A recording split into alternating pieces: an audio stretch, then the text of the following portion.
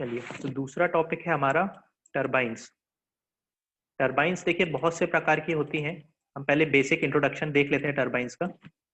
अब सबसे पहले टरबाइंस जो है ये क्या होता है, मैंने लास्ट क्लास में बताया था, पावर प्रोड्यूसिंग डिवाइस है।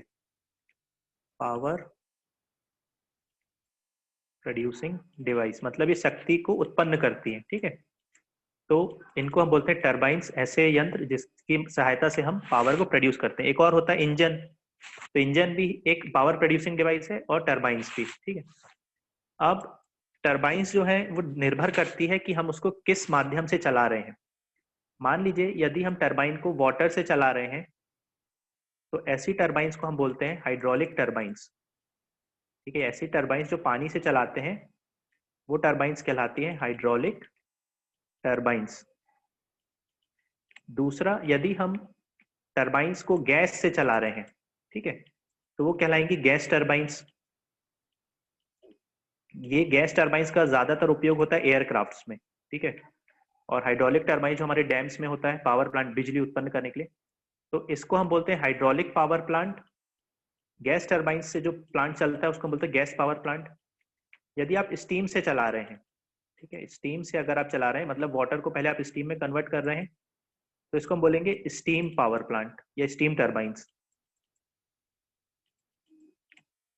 ठीक है, स्टीम पावर प्लांट। तो ये कुछ बेसिक प्रकार की टरबाइंस है, वाटर टरबाइंस जो वाटर से चलती हो, गैस टरबाइंस और स्टीम टरबाइंस।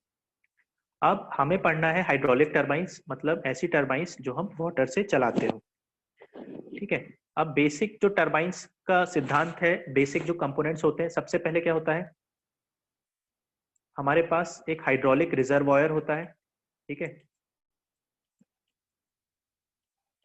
रिजर्वॉयर मतलब जहां पे हम पानी को एकत्रित करते हैं। तो क्या चीज होती है रिजर्वॉयर, बताइए, कहाँ पानी को इकट्ठा किया जाता है? बांध। बांध में, है ना। तो इसको हम बोलते हैं डैम्स। तो डैम्स में हम वाटर को जब स्टोर करते हैं तो वाटर्स की हाइट के कारण उसके पास ऊर्जा होती है जिसको हम बोलते हैं हाइड्रोलिक एनर्जी, ठीक है। वाटर भरता जाता है तो उसके पास जो नेट हेड अवेलेबल होता है, वो हेड के माध्यम से उसके पास जो ऊर्जा होती है वो होती है हाइड्रोलिक एनर्जी। फिर डैम्स से जाता है ये कहाँ पे, टरबाइंस में, हाइड्रोलिक टरबाइन में जाएगा या पावर प्लांट बोल सकते हैं इसको, ठीक है। तो टरबाइंस, अब क्या होगा, ये हाइड्रोलिक एनर्जी कन्वर्ट किस में होगी, मैकेनिकल एनर्जी में, ठीक है। जब टरबाइंस में जाएगा तो जो पानी के पास जो ऊर्जा थी हाइड्रोलिक एनर्जी, वो कन्वर्ट होगी किस में, मैकेनिकल एनर्जी में। अब टरबाइंस से जुड़ा होता है जनरेटर, ठीक है, जनरेटर लगा होता है। तो ये मैकेनिकल एनर्जी जनरेटर को रोटेट करती है जिससे प्रोड्यूस होता है हमारा इलेक्ट्रिकल एनर्जी। तो हाइड्रोलिक एनर्जी का उपयोग हम कर रहे हैं at the end electrical energy produce करने में, ठीक है। तो हाइड्रोलिक एनर्जी को मैकेनिकल एनर्जी में कन्वर्ट करता है जो डिवाइस, उसको हम बोलते हैं टरबाइंस। क्लियर है ये?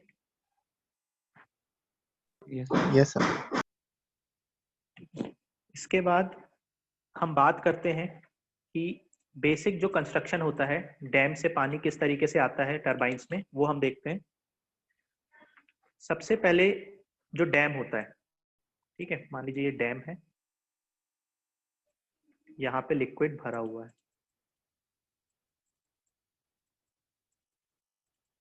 ये डैम्स से पानी जो है पेन स्टॉक की सहायता से, एक जो बड़े पाइप्स होते हैं, ठीक है, इन पाइप्स को हम बोलते हैं पेन स्टॉक्स। ये है डैम और ये है पेन स्टॉक, ठीक है। पेन स्टॉक क्या होते हैं, पाइप्स होते हैं कंक्रीट के या फिर मेटेलिक पाइप्स होते हैं। इन पाइप से डैम का पानी जाता है नीचे टरबाइंस में। अब यहाँ पे पेन स्टॉक में हो सकता है नोजल लगी हो, डिपेंड करेगा, ठीक है, या इसको हम बोल सकते हैं स्टेटर, स्टेटर, स्टेटर या फिर नोजल। ये क्या करता है नोजल, ये जो डैम के पास जो हाइड्रोलिक एनर्जी है इसको कन्वर्ट करता है काइनेटिक एनर्जी में, ठीक है। तो स्टेटर से काइनेटिक एनर्जी में कन्वर्ट होता है, फिर ये जाता है रोटर के पास, रोटर या फिर टरबाइन के पास, ठीक है। अब जो भी प्रकार की टरबाइन है वो अलग अलग, बहुत सी टरबाइन हम देखेंगे। तो टरबाइन्स में पानी जाएगा और टरबाइन रोटेट होगी। उसके बाद जो पानी है उसको हम रिलीज कर देते हैं नीचे टेल रेस में, जहाँ पे पानी बह जाता है वो होता है टेल रेस। ठीक है, ये होता है टेल रेस। और यहाँ पे जो होता है ये कहलाता है हेड रेस। जो पानी की हाइट होती है डैम पे उसको हम हेड रेस बोलते हैं, और जहाँ पे हम उसको रिलीज करते हैं टरबाइन के बाद उसको हम टेल रेस बोलते हैं। ठीक है, तो जो हेड रेस और टेल रेस, इनके बीच में जो हाइट का गैप है ये कहलाता है ग्रॉस हेड, मतलब कितना टोटल ऊर्जा हमारे पास अवेलेबल है डैम्स में, इसको हम बोलते हैं ग्रॉस हेड अवेलेबल। अब ग्रॉस हेड में कुछ हेड जो है वो जो पाइप पेन स्टॉक है, यहाँ से जब पानी फ्लो होता है तो फ्रिक्शन के कारण कुछ हेड का नुकसान होता है। ठीक है, तो ये ग्रॉस हेड हमारे पास नेट अवेलेबल नहीं होता है। नेट क्या होता है हमारे पास, ग्रॉस हेड में से हम फ्रिक्शन हेड को अगर माइनस करेंगे तो हमारे पास जो नेट ऊर्जा अवेलेबल होती है हाइड्रोलिक एनर्जी, उसको हम बोलते हैं नेट हेड। तो नेट हेड क्या होता है, gross head minus friction head. ये हेड जाता है स्टेटर या नोजल में, जिससे कन्वर्ट होता है काइनेटिक एनर्जी के रूप में, और वो जाता है फिर टरबाइन में। और टरबाइन रोटेट करके आगे किसको जनरेट करेगी, जनरेटर को रोटेट करेगी, और जनरेटर से फिर इलेक्ट्रिकल एनर्जी प्रोड्यूस होगी। ठीक है, तो यहाँ पे कौन सी एनर्जी थी, यहाँ पे थी हाइड्रोलिक एनर्जी। नोजल ने उसको कन्वर्ट किया किस में, काइनेटिक एनर्जी में। फिर टरबाइंस ने उसको कन्वर्ट किया मैकेनिकल एनर्जी में, और जनरेटर ने उसको किस में कन्वर्ट किया, इलेक्ट्रिकल एनर्जी में। तो इस तरीके से स्टेप बाय स्टेप एनर्जी का कन्वर्जन होता है। अब ये जो हाइड्रोलिक टरबाइंस हैं ये बहुत से प्रकार की होती हैं। हम एक एक करके आज क्लासिफिकेशन देख लेते हैं, फिर उसके बाद डिटेल में एक एक टरबाइन को डिस्कस करेंगे। ठीक है, क्लासिफिकेशन ऑफ टरबाइंस। सबसे पहला है क्लासिफिकेशन जो है वो होता है बेस्ड ऑन एनर्जी। बाकी स्टूडेंट्स स्क्रीन को टच मत करिए, ठीक है। बेस्ड ऑन एनर्जी, टरबाइंस की एनर्जी का जो क्लासिफिकेशन है एनर्जी के आधार पे। कौन सी एनर्जी, हमने देखा कि जो हाइड्रोलिक एनर्जी थी वो जब टरबाइन में जा रही थी तो हम उसको कन्वर्ट कर रहे थे काइनेटिक एनर्जी में। तो दो प्रकार की टरबाइन होती है, एक होती है इम्पल्स टरबाइन और दूसरी होती है रिएक्शन टरबाइन। बहुत इंपॉर्टेंट है, इसका डिफरेंस पूछ सकते हैं एग्जामिनेशन में। तो इम्पल्स टरबाइन और रिएक्शन टरबाइन। इम्पल्स टरबाइन क्या होता है, यदि टरबाइन में जो एनर्जी आ रही है, इनलेट एनर्जी है, वो केवल काइनेटिक एनर्जी है। ठीक है, केवल काइनेटिक एनर्जी टरबाइन के पास आ रही है तो उसको हम बोलते हैं ऐसी टरबाइंस को इम्पल्स टरबाइन। यहाँ पे प्रेशर जो होता है वो एटमॉस्फेरिक प्रेशर होता है। ठीक है, प्रेशर कौन सा होता है, एटमॉस्फेरिक प्रेशर। तो केवल काइनेटिक एनर्जी होती है वाटर के पास और वो कन्वर्ट होती है मैकेनिकल एनर्जी में। रिएक्शन टरबाइन में क्या होता है कि जो वाटर आ रहा है उसके पास kinetic energy plus pressure energy दोनों ऊर्जा होती है। ठीक है, तो टरबाइन के अंदर काइनेटिक एनर्जी का भी परिवर्तन होता है और पोटेंशियल एनर्जी का भी। तो ऐसी टरबाइंस को हम बोलते हैं रिएक्शन टरबाइन। यहाँ पे जो प्रेशर होता है टरबाइन से जब पानी निकलता है तो प्रेशर जो है वो कम हो जाता है एटमॉस्फेरिक प्रेशर से। ठीक है, तो एटमॉस्फेरिक प्रेशर से कम है तो उसके लिए हमको क्या चाहिए पड़ता है, एक नया डिवाइस लगाते हैं, हम उसको बोलते हैं ड्राफ्ट ट्यूब। ठीक है, तो यहाँ पे क्या होता है, इम्पल्स टरबाइन में इनलेट से लेके आउटलेट तक, टरबाइन के अंदर जाने से लेके बाहर आने तक प्रेशर जो होता है वो एटमॉस्फेरिक प्रेशर होता है। मतलब प्रेशर में बदलाव नहीं होता है, केवल बदलाव किस में होगा, काइनेटिक एनर्जी में। रिएक्शन टरबाइन में काइनेटिक एनर्जी और प्रेशर एनर्जी दोनों होता है।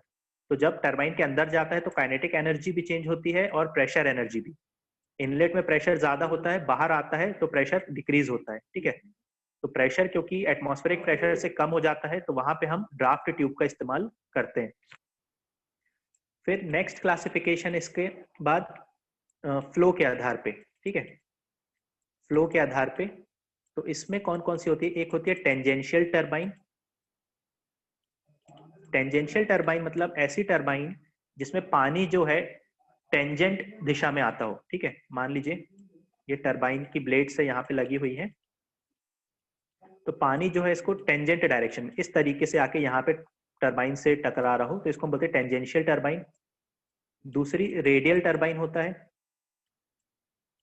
ठीक है, रेडियल टरबाइन क्या होता है, जिसमें पानी रेडियस की दिशा में आ रहा हो, मतलब इस तरीके से पानी अंदर जा रहा हो। ठीक है, यहाँ पे टेंजेंशियल में क्या होता है, सीधा निकल जाता है टकरा के, लेकिन रेडियल टरबाइन में अंदर जाता है और सेंटर से फिर वो बाहर चला जाएगा। ठीक है, इसके बाद होता है एक्शियल टरबाइन। एक्सियल टरबाइन, जिसे पानी टरबाइन की अक्ष की दिशा में आता है, ठीक है। मान लीजिए ये टरबाइन है और ये इसकी एक्सिस है, टरबाइन ऐसे रोटेट करेगी तो पानी यहाँ से एक्सिस की डायरेक्शन में आएगा और यहाँ से नीचे निकल जाएगा। तो ये होती है एक्सियल टरबाइन। इसके अलावा मिक्स्ड फ्लो भी होता है। मिक्स्ड फ्लो मतलब रेडियस की दिशा में आ रहा है, एक्सिस की दिशा में जा रहा है, तो उसको हम बोलते हैं मिक्स्ड फ्लो टरबाइन। इसके बाद और भी क्लासिफिकेशन है। दूसरा क्लासिफिकेशन जो है वो डिपेंड करता है कौन से साइंटिस्ट ने उसको बनाया है और उसकी वर्किंग के आधार पे। तो क्लासिफिकेशन में इसमें आता है पेल्टन व्हील, बहुत इंपॉर्टेंट है एग्जाम पॉइंट ऑफ व्यू से। Pelton wheel turbine, Pelton wheel turbine जो है ये इम्पल्स टरबाइन है। इम्पल्स मतलब केवल इसके पास काइनेटिक एनर्जी होगी, वाटर के पास इनलेट पे प्रेशर कांस्टेंट होगा एटमॉस्फेरिक प्रेशर के बराबर, और ये टेंजेंशियल फ्लो टरबाइन है। टेंजेंशियल फ्लो मतलब पानी जो है टरबाइन के टेंजेंशियल दिशा में आता है। इसको हम डिटेल में डिस्कस करेंगे। फिर इसके बाद है फ्रांसिस टरबाइन। फ्रांसिस टरबाइन जो है ये रेडियल फ्लो टरबाइन होती है, ठीक है। रेडियल फ्लो होती है मतलब पानी रेडियस की दिशा में आता है, और ये रिएक्शन टरबाइन है। रिएक्शन टरबाइन का मतलब इसके में जब पानी अंदर आएगा तो उसके पास काइनेटिक एनर्जी और प्रेशर एनर्जी दोनों होगी।